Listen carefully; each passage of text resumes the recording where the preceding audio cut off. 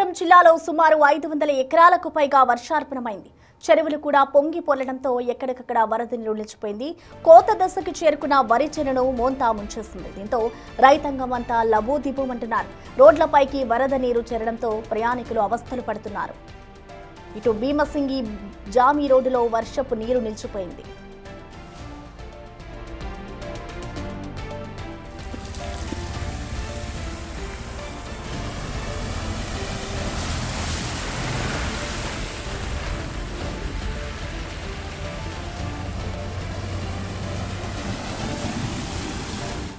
ఇక దీనిపై పూర్తి డీటెయిల్స్ ని మా ప్రతినిధి శివశంకర్ లైవ్ ద్వారా అందిస్తారు. శివశంకర్, చెప్పండి, అసలు విజయనగరం జిల్లా వ్యాప్తంగా ఇటు మోంతా తుఫాన్ ఎఫెక్ట్ ఏ విధంగా ఉంది? అసలు పంట పొలాలకి సంబంధించి ఎంత మేరకు ఎఫెక్ట్ అయింది? దీనికి సంబంధించిన పూర్తి డీటెయిల్స్ ఎలా ఉన్నాయి శివశంకర్?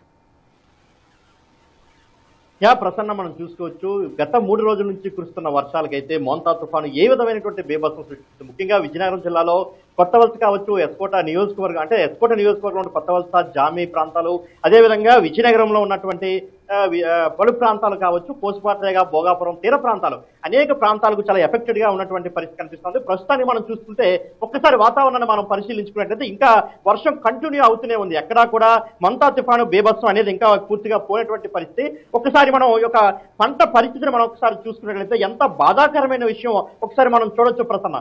ఎక్కడా కూడా వరి పంట చేను పూర్తిగా అంటే ఇంకొక 10-15 రోజుల్లో రైతు పూర్తి స్థాయిలో తమ ఇంటికి ఈ యొక్క వరిని తీసుకెళ్దామని చూస్తున్నటువంటి పరిస్థితుల్లో ఏ విధంగా నేల కొరిగిందో మొత్తం అంతా మనం ఒకసారి చూడొచ్చు. ఎక్కడా కూడా వరి పంట తిరిగి రైతు ఇంటికి తీసుకెళ్లే పరిస్థితి మనకు కనిపించట్లేదు. చూసుకోవచ్చు మొత్తం వరి చేను అంతా కూడా ఏ విధంగా కింద పడిపోయిందో మనం చూసుకోవచ్చు. సో మనం చూసుకున్నట్లయితే ఈ వరి చేను అంతా కానీ మనకి చూసుకున్నట్లయితే ఏ విధంగా కుళ్ళిపోతుంది, పూర్తిగా మనకి కుళ్ళిపోయినటువంటి పరిస్థితి మనకు కనిపిస్తా ఉంది. కింద ఉన్నటువంటి ఈ వరి మొత్తం ఈ వెన్నులు ఏవైతే ఉన్నాయో అన్ని కూడా పూర్తిగా కుళ్ళిపోయినటువంటి పరిస్థితి మనకు కనిపిస్తా ఉంది. కింద చూసుకున్నట్లయితే మనకి మొత్తం అంతా కూడా నీరు ఏ విధంగా చేరిందో మనం చూసుకోవచ్చు.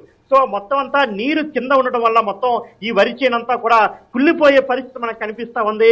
అసలు రైతుకి ఇది ఏ మాత్రం కూడా ఇంకా ఉపయోగపడినటువంటి పరిస్థితి మనకు కనిపిస్తా ఉంది. మొత్తం కిందంతా కూడా వర్షం చేరింది.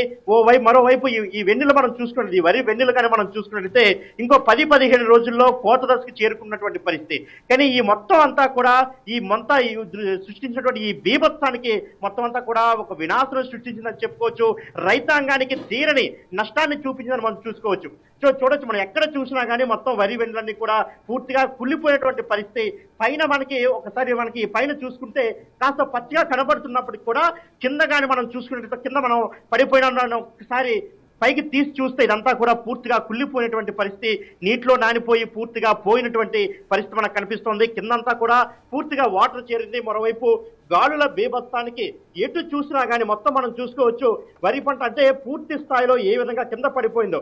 మరోవైపు మనం చూసుకుంటే అంటే వరి చేను కోత అయిన తర్వాత ఏ విధంగా అయితే రైతులు పూర్తిగా మళ్ళల్లోనే ఒక వరి వెన్నులు వేసి కాస్త ఎండబెడతారో ఆ విధంగా పూర్తిగా అంతా కూడా వేసినట్టు అంటే ప్రకృతి ఏ విధంగా విలయతాండవం చేసిందో మనం చూసుకోవచ్చు. గత కొన్ని అంటే సుమారు 3 నెలల నుంచి రైతులు ఆరుగాలం కష్టపడి కుటుంబ సభ్యుల్లో పెట్టుకొని ఆరుగాలం దీని మీదే నమ్ముకొని అటు ఎరువులు పోసి అదేవిధంగా నీరు కట్టి వేలాది రూపాయలు వెచ్చించి ఒక్కొక్క రైతు కూడా సుమారు ఎకరానికి 25,000 రూపాయల నుంచి 30,000 రూపాయలు వెచ్చించి ఎంతో కష్టపడి పండించినటువంటి పంట ఏ విధంగా తయారైందో మనం చూడొచ్చు. ఎక్కడా కూడా పంట బాగుంది అనడానికి కూడా ఎక్కడా ఆ స్కోప్ లేదన్నమాట. ఒకసారి రైతులతో కూడా మాట్లాడే ప్రయత్నం చేద్దాం. సో ఈ పంట ఏమైనా పనికొస్తుందా?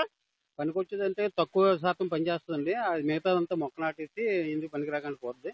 తర్వాత ఇప్పుడు ఈ మొక్క నాటింది ఎవరు కొనరు, రైతులు కూడా ఇప్పుడు అంటే ఎవరు గిట్టుబాటు ధర ఇవ్వరు అనమాట. దీనివల్ల రైతుకి తీవ్రమైన నష్టం జరుగుతుంది అనమాట. అంటే మనం కింద చూసుకుంటే పూర్తిగా నీరంతా కూడా ఉంది, ఎక్కడా కూడా నీరు బయటకు వెళ్ళడానికి కూడా ఆస్కారం లేదు. సో మరి ఎలా ఈ పంట మనకి దేని ఏ విధంగా కూడా పనికిరాదు? కష్టం అండి, చాలా కష్టం. ఇది పని చేయడం అంటే అసాధ్యం. అంటే నిలబడి ఉన్న చేను తప్ప పడిపోయిందంతా ఇలా మొక్క నాటేసి అంతా ఈ వాతావరణం మళ్ళీ ఎండ కాసేసరికి మొత్తం మొక్క వచ్చేస్తుంది చేను అంతా. సుమారు అంటే మనకి ఈ భీమసింగి జామి ఏరియాలో సుమారు ఒక 1000 ఎకరాల వరకు పోయినట్టు 1000 ఎకరాలు చిల్లర ఉంటదండి.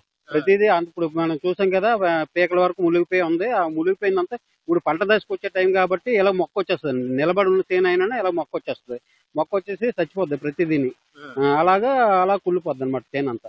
అంటే ఎన్ని రోజుల్లో అంటే మేము మాకైతే 10-15 రోజుల్లో ఇంకా చేతికి వస్తుంది అనిపిస్తుంది. సో మీరు చెప్పండి ఎన్ని రోజుల్లో ఇంకా చేతికి వచ్చే అవకాశం? వారం 10 రోజుల్లో కోతకు వచ్చేస్తుందండి. చూడండి, ఈ వెన్ను సగం వరకు పండిసింది, ఇక్కడ నుంచి ఇంతవరకే ఉందన్నమాట. ఈ పచ్చి ఎండిపోతే సరే ఇక కోత దశ అనమాట. ఈ కోత దశలో వారం 10 రోజుల్లో కోతకు రావాల్సిన చేను నీలపాలు అయిపోయింది. ఇప్పుడు సుమారు 25-30 వేల రూపాయలు ఖర్చు పెట్టారా ఎకరానికి? 30 వేలు అండి, ఎక్కువ ఉంటుందన్న. 35,000 40,000 రూపాయలు ఉంటుందండి. ఈ సంవత్సరం అయితే ఈ కలుపు మందుల దగ్గర నుంచి ప్రతిదీ ఎరువులు కూడా 3 సార్లు 4 దఫాలు వేయాల్సి వచ్చింది. తర్వాత ఇక పురుగు మందులు అయితే 3 సార్లు 4 సార్లు కొట్టాల్సి వచ్చింది. ఇంతకు ముందు కంటే ఇప్పుడు ఈ సంవత్సరం వర్షాలు ఎక్కువ అవడం వల్ల పురుగు వదలలేదు అనమాట, తెగుళ్ళు వదలలేదు. తెగుళ్ళు వదలక చూడండి, మధ్యలో చూడండి చేను అలా కుళ్ళిపోయింది అనమాట. సో ఇంకా దేనికి కూడా అంటే ఇప్పుడు ఈ సంవత్సరం ఇంకా సంక్రాంతి లేనట్టే ఈ ప్రాంత రైతులకి కష్టం అండి.